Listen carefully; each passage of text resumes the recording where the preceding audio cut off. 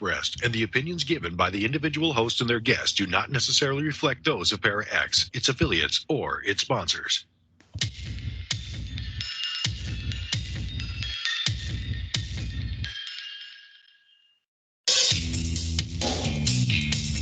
Supernatural, metaphysical, paranormal. You know, all those things you've been wondering about?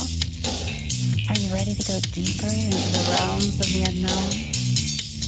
I hope you've got your walking shoes on, because life is an adventure, and this is the journey. Come on, let's go.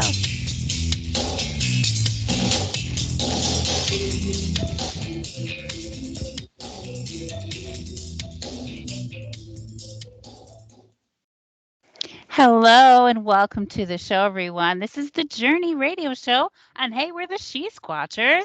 I'm Jen Cruz, your host, and I've got my two trusty teammates with me tonight. I've got Jenna Grover. Hi, Jenna. Hello. And Tammy Trickle. Hi, Hey, Tammy. everybody. Hey. And I don't know if our guest can hear us or not. We've been having some technical difficulties. Are you there, David? Can you hear me? And he did not reply, so he cannot hear me. Anyways, I'm going to have the girls take it away as I message him so he can hear me. All right. Hi, Jenna. How are you? Hello. Actually, hey, everybody. It is us tonight. We're just going to be taking some time and talking while Jen is figuring this out. But guess what? We were just on an interview. It was really fun, wasn't it, Tammy? Yeah, I was on Paraflix, right? Will be in September.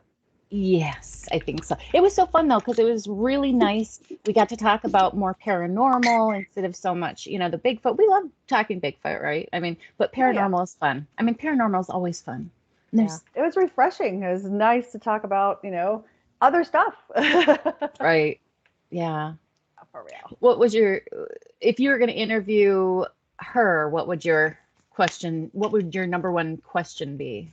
Well, probably things I should have already known, like what type of doctor is she? Because she was a doctor. And I'm like, doctor of what? I remember when I was younger, all I wanted to do is be a parapsychologist or a paranormal psychologist. That's what I wanted to be. That's what I was going to be. That's not what I was going to. Well, I mean, I was going to be, a ghost investigator also, but I was also going to be queen of the world. I was going to be a model, a photographer, and what else was I going to be? Something else. Lots of stuff. I wanted to be hundreds of things. But I'm honestly saying you probably already have been 100 things in your lifetime. So, and by the way, you look super cute with your hair up. I have to say that. Oh, thank you. So welcome. You're frozen. Oh, there you are. Yeah.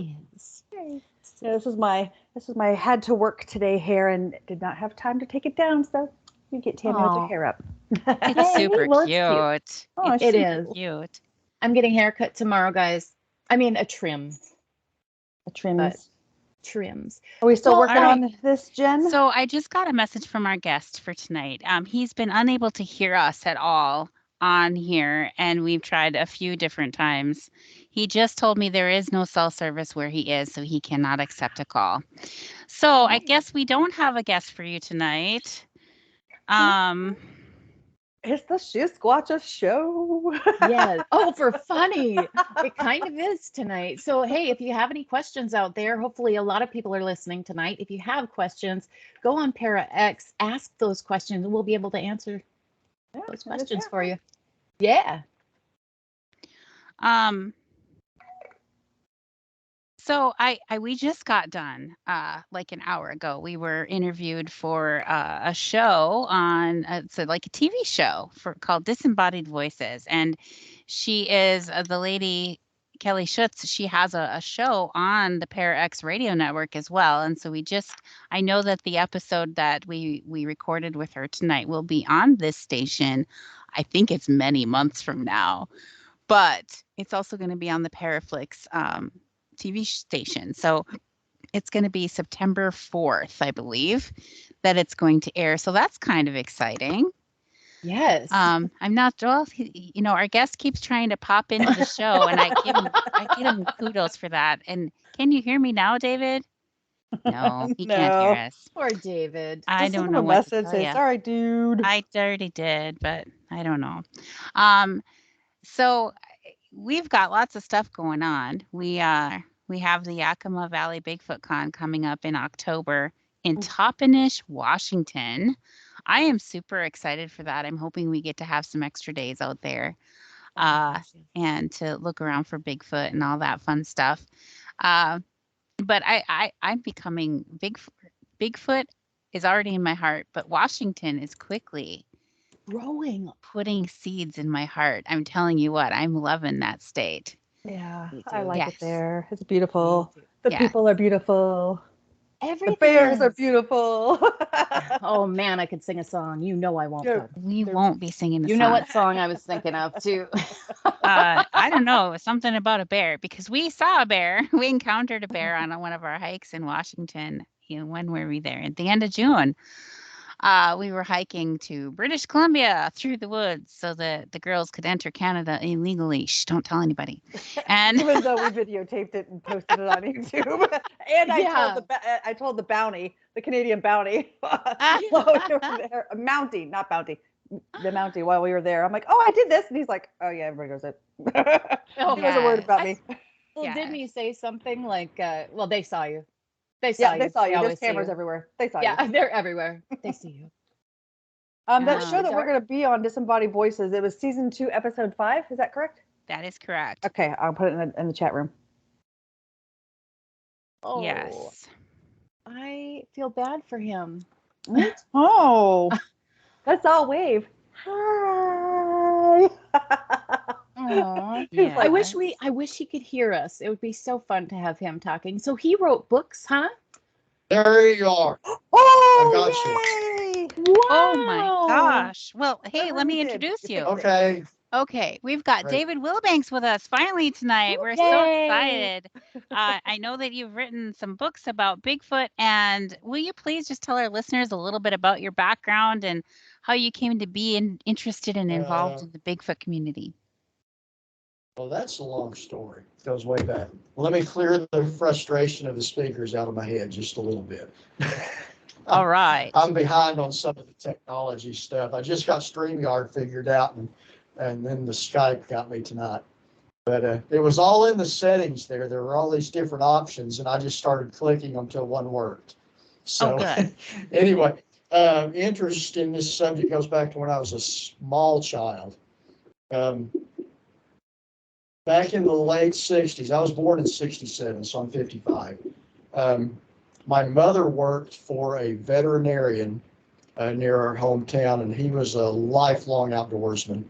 And he was raised down in this far southeastern corner of the state, in a little town called Broken Bow, which is down there in the Kiamichi area and all that, where the height of Bigfoot stuff is.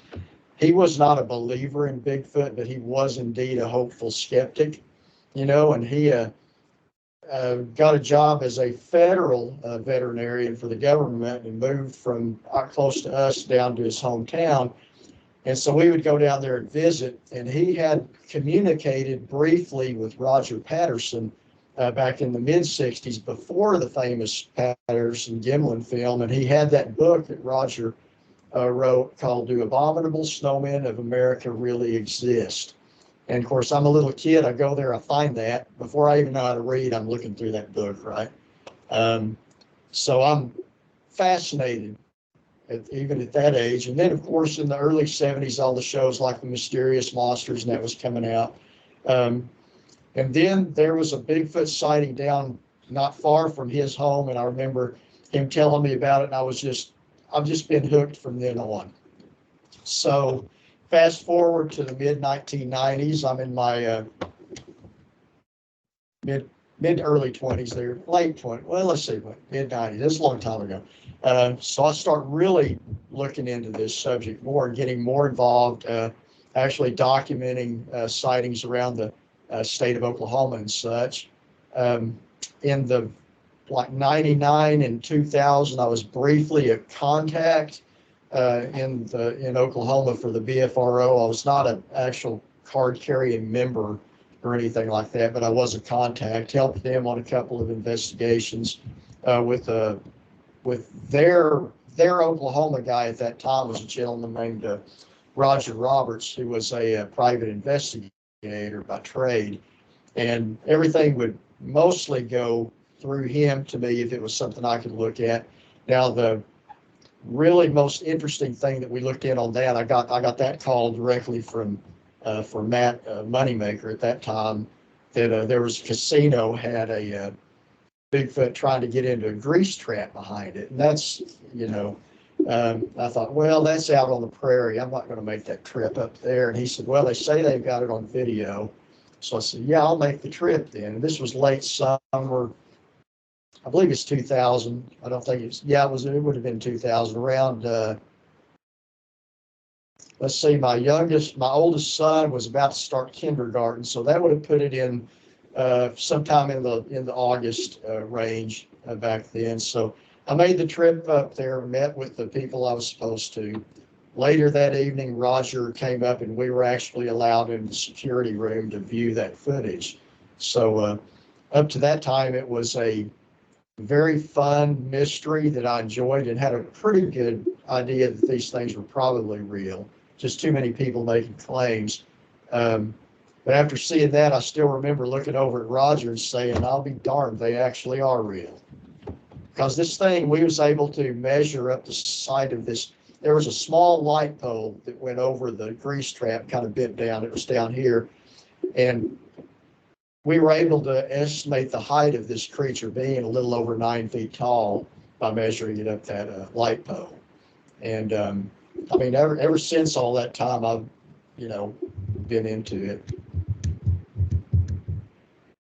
And I mean, there's a lot of other, obviously, things. I helped the Travel Channel make a documentary back in 2001. Y'all might have seen it. It's called Bigfootville. Are you guys still live? Yeah, We I are want to live. interject real quick. Okay. I just have to great. say, I thought Bigfoot may not be at the casino, but shouldn't we check? No, not right now. I actually on mute. went to a concert. I went to a concert about 10 years ago or so at that same casino, and where that grease trap was, that's where the concert hall is sitting right now. So it's not, that place is not there anymore. Ah, gotcha. But the way the lay of the land is there, these creatures could not be staying there long term. There would just be too much evidence of it. I think what I feel they do, the North Canadian River runs pretty close to it. I think periodically they migrate through that area, and there's a small patch of forest that's there on the tribal property with a lot of springs, which attract deer and other food sources. So I think they may make a stop there when they pass through once in a while. But they were definitely there that one time. Interesting. We love going to the casino. That's why I said that. We're fans of the casino. I'm like, oh, look, a reason to go to the casino. The only time I go at all is if there's a concert I want to see. Too many people. Well, tell us more about how this got you hooked and how you started writing books about it. I would love to hear about that. Well, writing books just started a couple of years ago. I've always had ideas and things like that, and I just never thought anybody would actually want to read anything I would write. But I had ideas for this book right here, which is my first, if you can see that. Whoop, get it just right. That's the title? The Shampe. Okay, Shampe. Okay. Shampe. Yes, and that is a monster in a Native American, actually Choctaw tribe, and it's described as a big black ogre-like monster that will actually eat people and whatnot. So I tie it in, and it's fictional. I tie it into the Bigfoot legend and place the story down in the Ouachita Mountains of southeast Oklahoma. Now the native words and stuff I use in it, they're accurate. But anyway, that's my first attempt. I had an idea for it, and a friend of mine actually wrote a book. He didn't publish it, but he bound it and everything and gave it out to some of his friends. I'm like, oh, shoot, if he can write, I can too. So he actually inspired me to actually sit down and write this. Had no idea how to format these things to get them for like ebook and paperback. And there's a friend of our family who is a writer, and she acted as my copy editor and helped me get it the right format for both and get it on Amazon as well as to me. And after that, and this is the one that's the nonfiction, it's called Kiamichi Bigfoot, Investigating the Oklahoma Sasquatch. And this is the one that I just published in April, and it's selling extremely well on Amazon.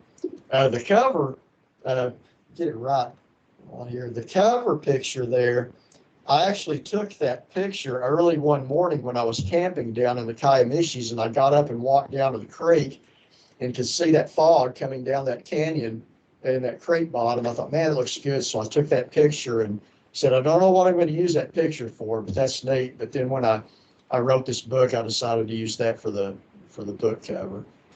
And this book here documents some of the, well, like the casino footage there, it documents that. It documents me working on the project with the Travel Channel and other cases that I've looked at over the years. I've actually got another one I'm going to write as a sequel to that. Instead of just waiting and writing one thick book, I thought, well, I'm going to write a couple of kind of medium-sized books, you know.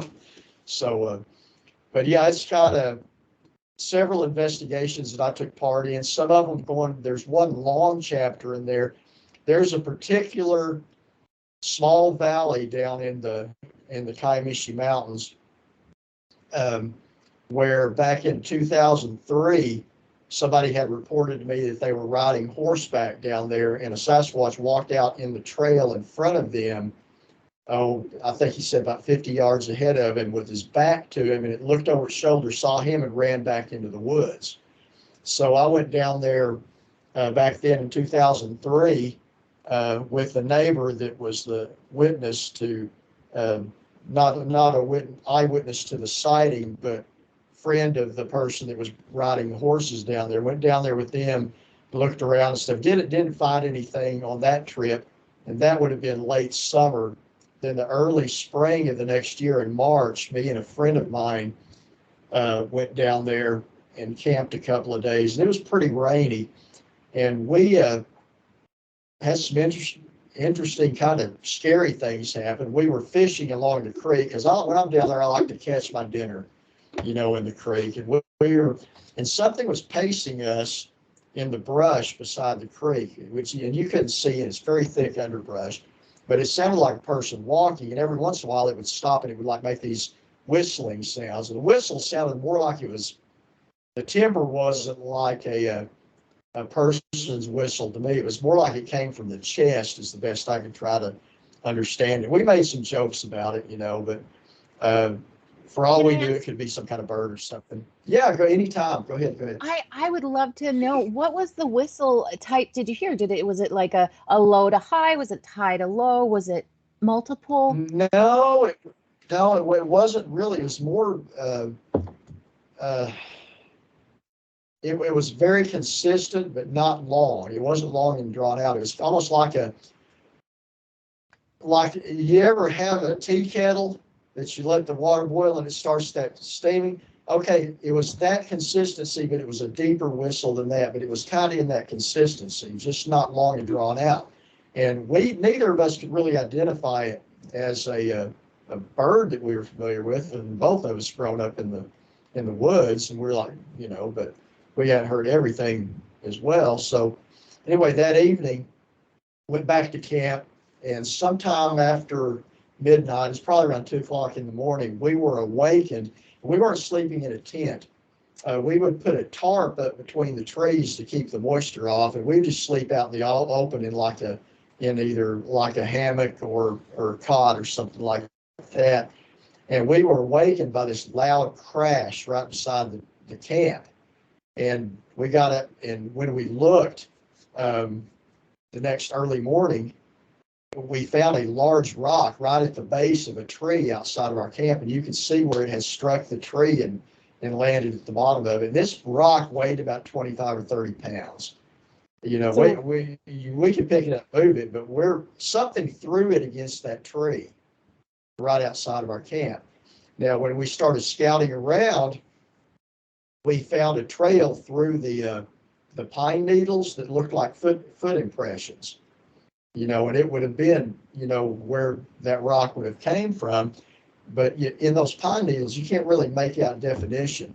But there was a mud hole in this narrow road right there, and I could see what looked like a heel in the mud there. And I said, there may be a footprint in that. And in my book, I've got pictures of how we got the cast made.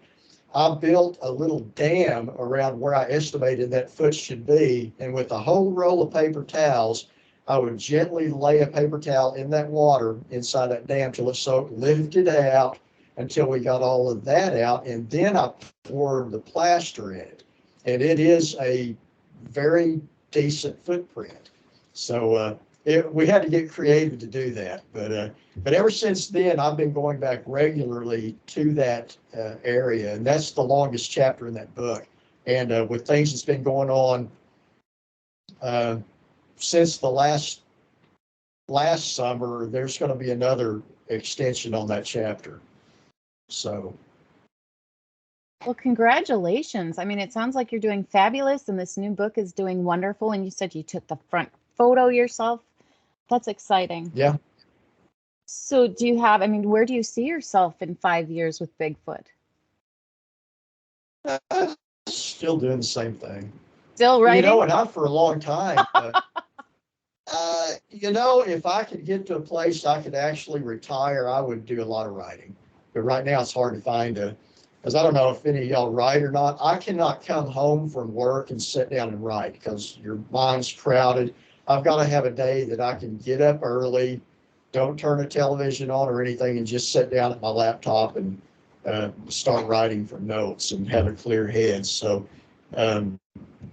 people ask me how long it takes to write a book. I mean, this last one should have took me a few months. It took me about a year, basically because I'm just writing on weekends and such as that. So I've got notes and outlines for 2 more books. One of them is a fictional story that's not about Bigfoot, but it is about another type of cryptid that I'm kind of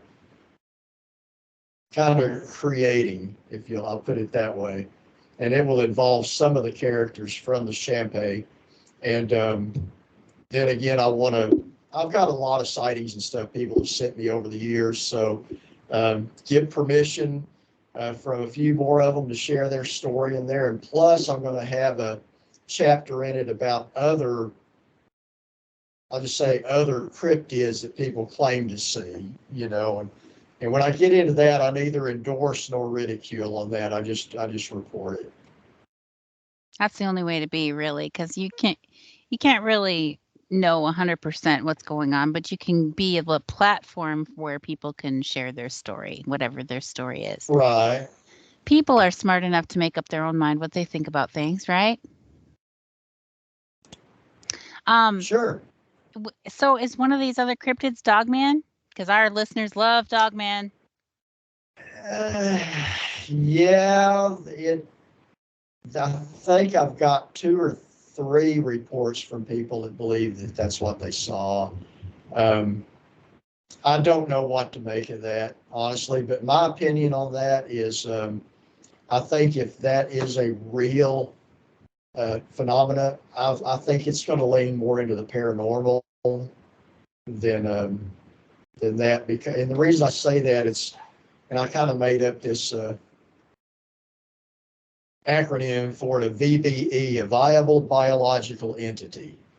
Okay, a biped with a humanoid body and a dog's head, that's not a naturally occurring thing to me. And I think that would be more into the paranormal, which I'm not real into that. Yet at the same time, people sincerely do report seeing something that fits that description. I've got one very close personal friend that she believes wholeheartedly that she has witnessed that herself, and I'm not going to tell her she didn't see what she says she did, you know. But me myself, I've never seen anything like that myself. I don't see how we can, you know, be accepting of one cryptid and not have an open mind about others, because none of this has been proven yet. True. So it's all speculation. Okay, let me explain how I develop my opinions, and with a big disclaimer here. Anything I offer is my opinion. This is not a religion to me, okay? Okay. This is not a religion. This is a fun mystery, okay? I base my personal opinion, on evidence that I've actually found and looked into, okay? And most of what I have looked into has been the Sasquatch mystery, so that I'm have more of a handle on.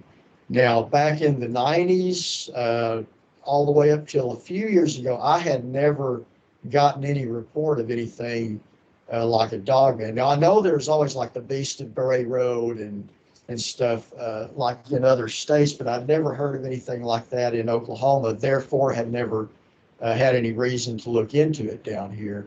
But here the last few years, it seems to be more of a prevalent thing that's popping up. But I still, to me, it seems to be, and it's not me not being accepting of the possibility.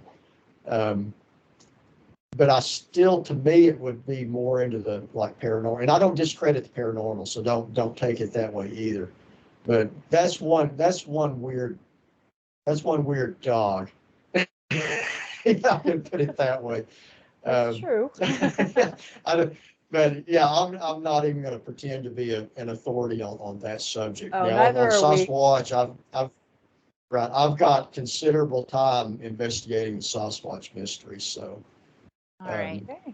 Well, it's about time that we go to our commercial break. So please stay tuned, everybody. We'll be right back with David Wilbanks. All right. So while we're at Jenna, don't dance. There's no music. It's in her head. All right, so we're on our commercial break. We can't hear the commercial, so in 2 minutes we'll just be back on the air, and I'm going to start talking. No matter who's talking, I'll probably be talking over you. So when we get back on the air, everything that happens now still ends up on YouTube. So, okay. Like dancing with no music. Yeah. Anyway.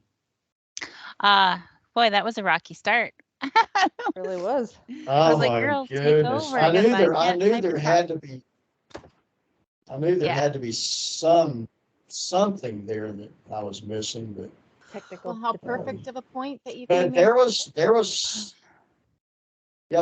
somebody here a few weeks ago, some other paranormal something radio show that had me on, and it was Skype, and we didn't run into that. So I don't know what the deal was there.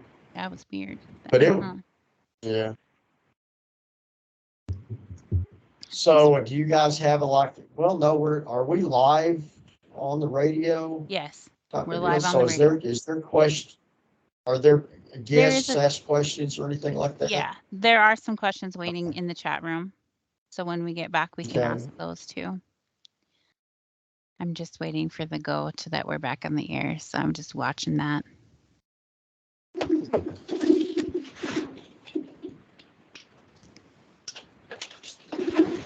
When the show was starting, we were just trying to get stuff ready, and all of a sudden, this gray went behind me. And I'm like, Jenna, did you see that? And she didn't see it.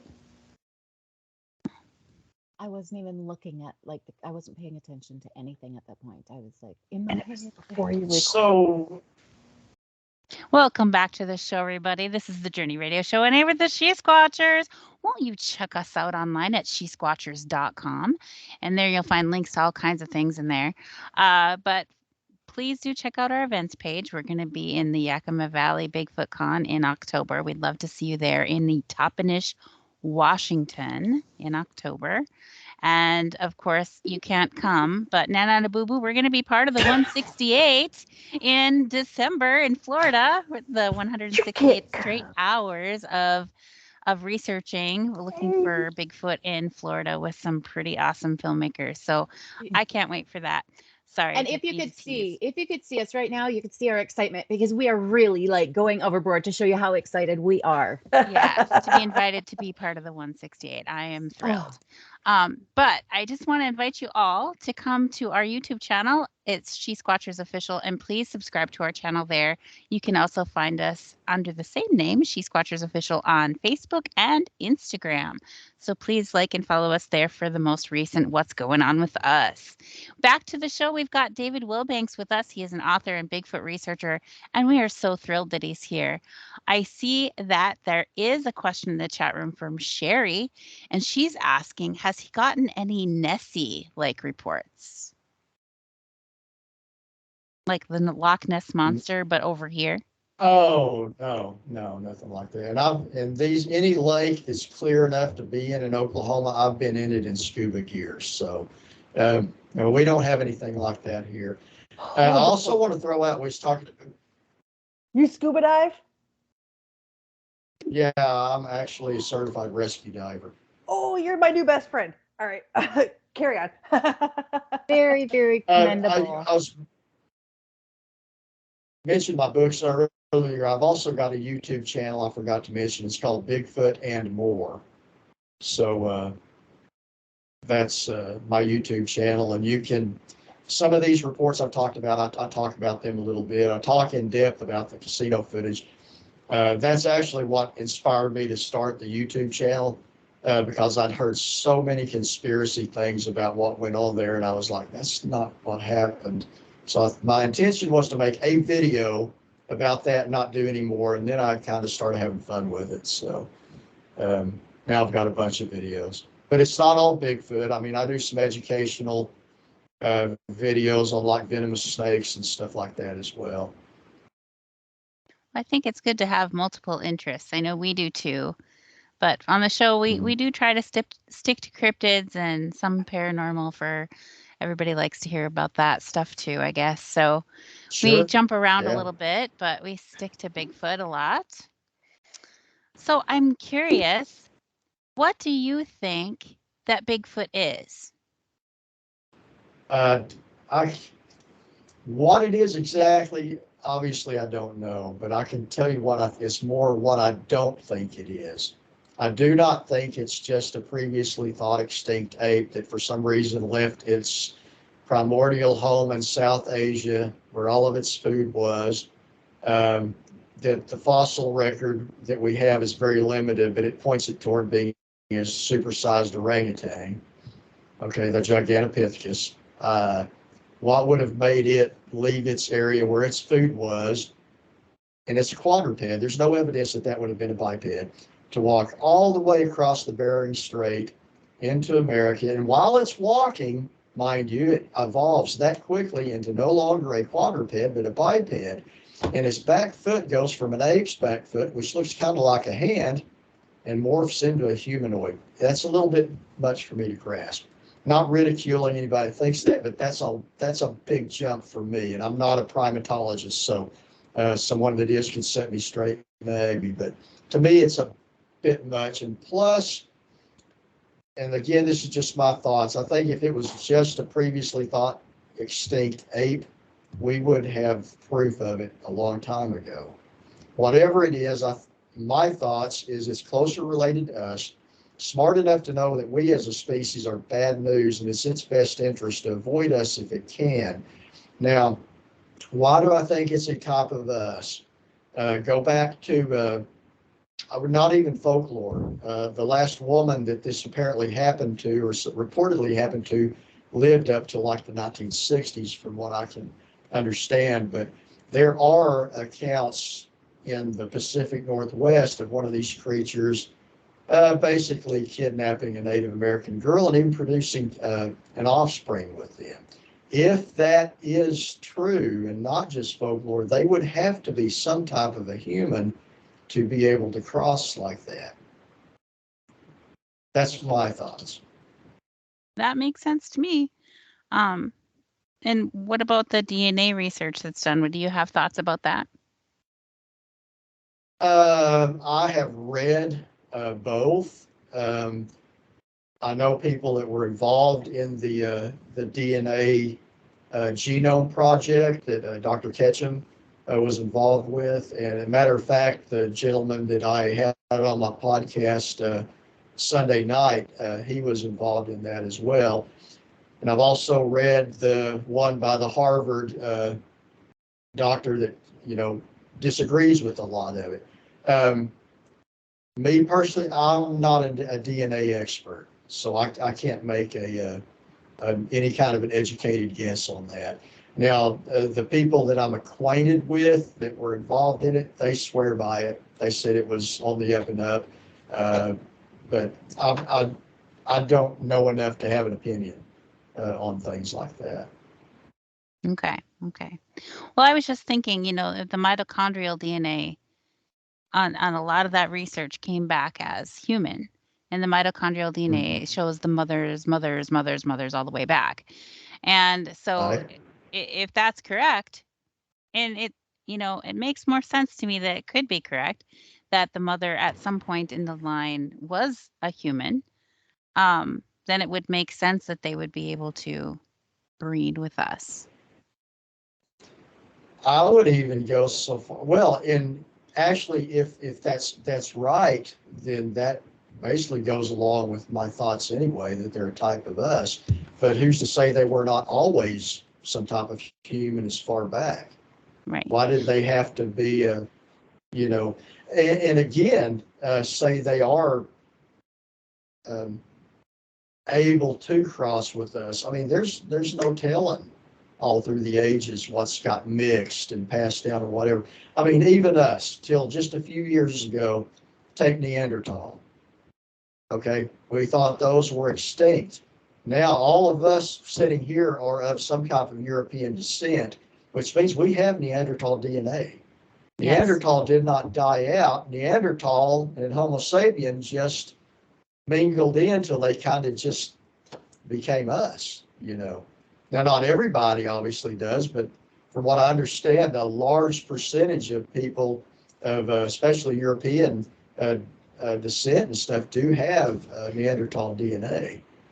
Actually, I had seen some information about that somewhere quite a few years ago, where they had found a family, and I believe it was in England, where all of the children were unable to speak. They were unable to form words, that their vocal box just couldn't do it. And so they studied this family, and they were able to discern which genes or chromosomes they did not have, so that they could identify what they call the speech gene or the speech chromosome, because none of these children had it and everybody else does. And in that process, they discovered that they think that we received the ability to speak from Neanderthal. Well, how about that? And, and growing up, we were always taught, of course, I grew up in the South, where any mention of evolution would get you stoned, and not in the good way, that Neanderthal was just a brute, right? I mean, I remember you see the pictures, the artist depictions, they were all stooped over and just, the kind that would have a club hit a woman on the head and drag them to their cave, And now we know that's not the case. So we have a very mysterious past, and I think we're just now beginning to really uncover it. I mean, the Denisovans that were discovered, and even since then, there's new stuff coming out. So I think we're in for a very interesting future as our science is able to unravel some of these things.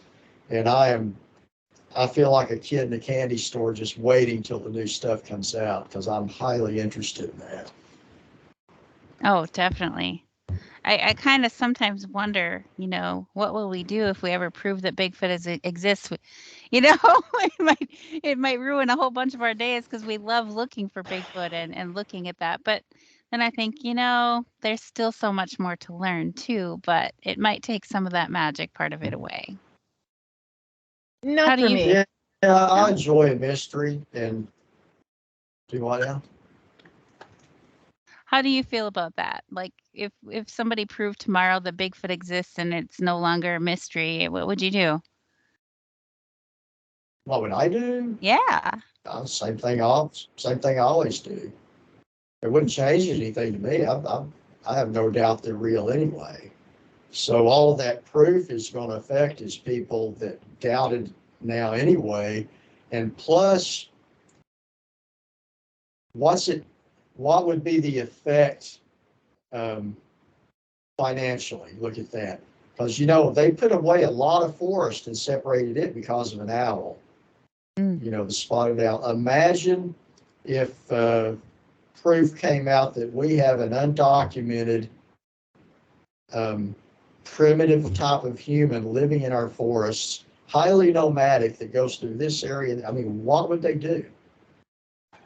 I really like the idea that more and more people are looking at them as more of another people rather than just another great ape that hasn't been discovered yet.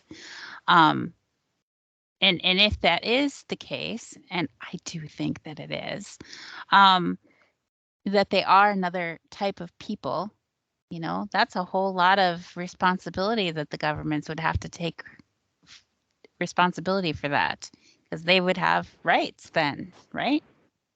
Yeah, that's where, and I'll be very clear, I am very much in the no-kill camp on that. I think it was an absolutely horrendous thought that, hey, there's an extremely rare and special animal. Let's kill one so we can cut it up and, dissect it and prove it. And I know there's people like that. And I've said, if you're out there and you're killing a Sasquatch, you're with me and you have a rifle trained on it, you're not going to like me because I'm going to mess your shot up. Now, that takes self-defense off the table. Now, of course, I would defend myself, against something like that. But to set out with the intention of killing something that may very well be a close relation to us, no, I'm not going to do it. And have you heard also that some people, have been so close, they did have a gun in their hand, but they look so human, they couldn't pull the trigger just because of that human look.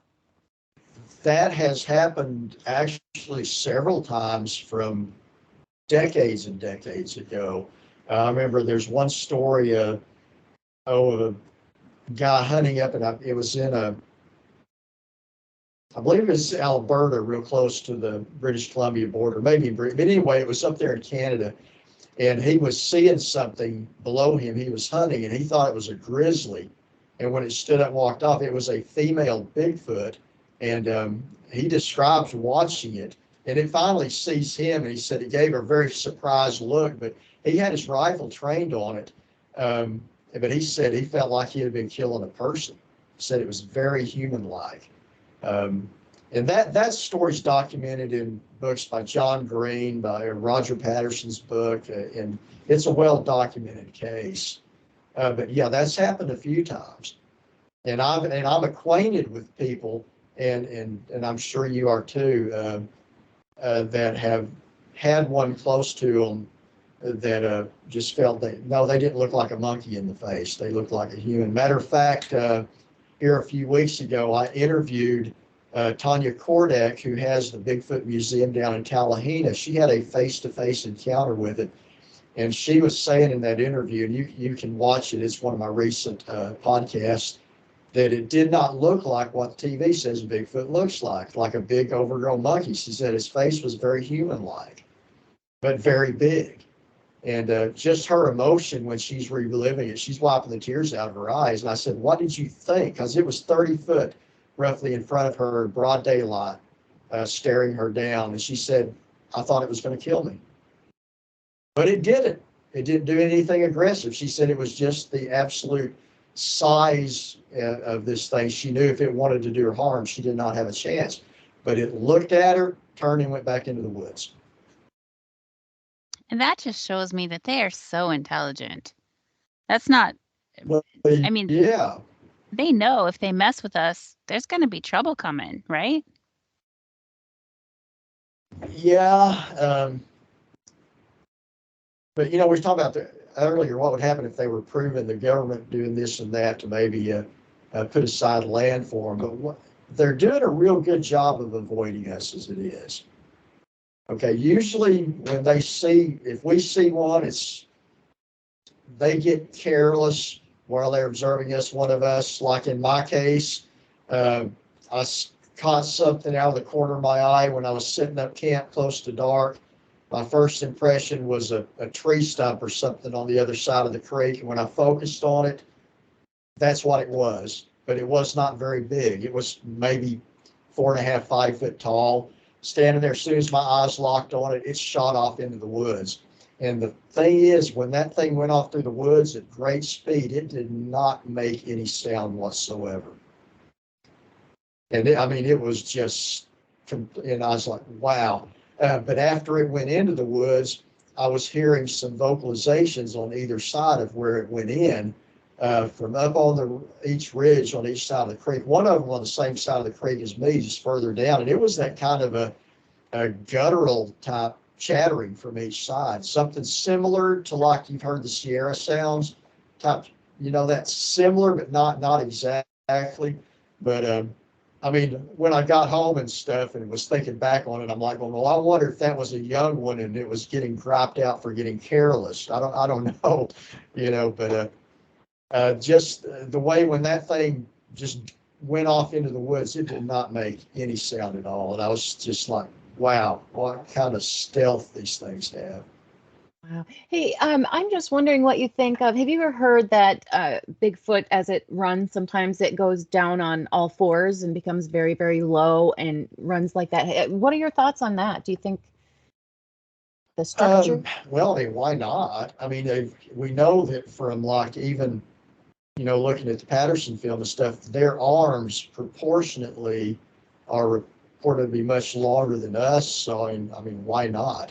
I've never had a report given to me of one running on all fours, but I do have one from a person that had stopped his vehicle in the Kiamichi Mountains up there, and one was on the ground in kind of a spider-like crawl scooting back off the road from him. He just, I can't hear you, by the way. That's what she meant she meant yeah. like a spider. And he described it as like a soldier would crawl, low. And he had the impression it had kind of got up under this brush and was watching him. And when he noticed it, it was, getting out of there. So now I have had that. As far as them running like a gorilla or something, I've not had any reported to me like that. However, I have heard those, from others, but not personally reported to me. Thank you, Tammy, for clarifying that. I didn't want to interrupt him. He was talking. Don't interrupt anytime. I can ramble, so just butt in. I won't think you're rude. Oh, I promise. Oh no. Well, and I was just curious about that kind of spider look because, have you heard that before, or is this the first time you've talked about it? Yeah, I've heard it. Now that's the gosh, I've been documenting taking these reports for 25 plus years, but that's one that stands out. And if I've got any more of them, they don't really come to mind. But yeah, the true quadruped like running and stuff that I've heard, or not heard, but read about in some other reports and stuff. I've not taken any reports personally of that in Oklahoma. And Oklahoma is really where I do my work, There's another question in the chat room. Sherry asked, has Bigfoot ever saved anyone from disaster or gotten help for their injuries that you have heard of?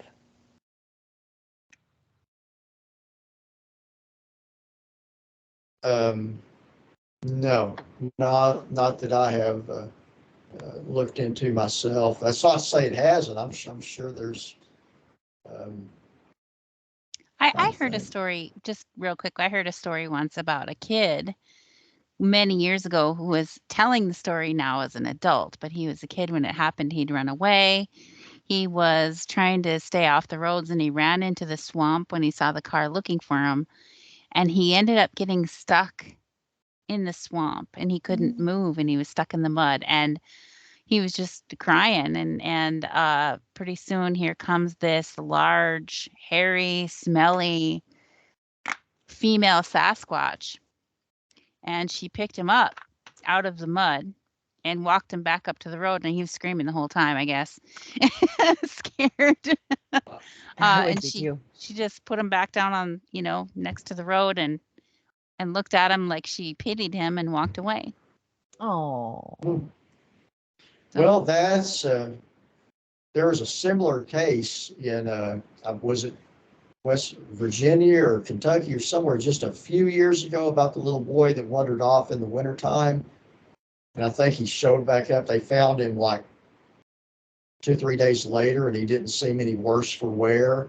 And he said a big bear took care of him. Yeah. Do you remember that? I do. I don't know if many that's stories. Yeah. That's very recent. Yeah, that is recent. He was so little. The boy, right? I'm kidding. Yeah. What was your question? He said it was a bear. Yeah. Yeah, he did. But was it one of those cases where he didn't know what else to call it? That is too. But then again, I've also, and here's the deal: if you're really investigating something, which I didn't but I have heard two sides of that story. You got to look at not just what you want the outcome to be.